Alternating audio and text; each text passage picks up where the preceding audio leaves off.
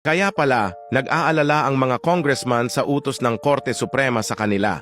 Lahat pala ng pumirma sa impeachment, maaring managot at makulong. At kung bakit panoorin nyo. Pirma. Oho. At sila ba'y nagkaroon ng pagkakataon na mabasa yan ng isa-isa? Oho. Kasi nabasa ko nga kanya, hindi ko naman naintindihan. Di ba usapan pa yun? Iba pa yun, oo. Oh. Oh, itong isa naman, nabasa ko. Naintindihan mo? Kanya ganun. Opo. O, paano kung iba yung pagkakaintindi mo?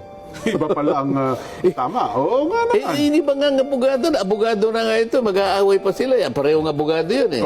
Hindi mali ka dyan. Ito kaya. Lalo kang mali, kanya ito yun. Kaya nga may korte eh. Nagdidibaw. Tapos magpapasya ngayon. Yan. Pati sa korte, nag-aaway-aaway nga eh. Akala mo ba ganun kadaling intindihin yan? Oho.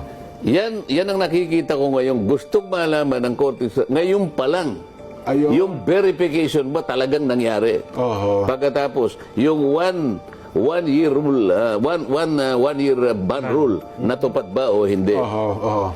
Yan ang usapin dyan. Yun. Nako. Anong implication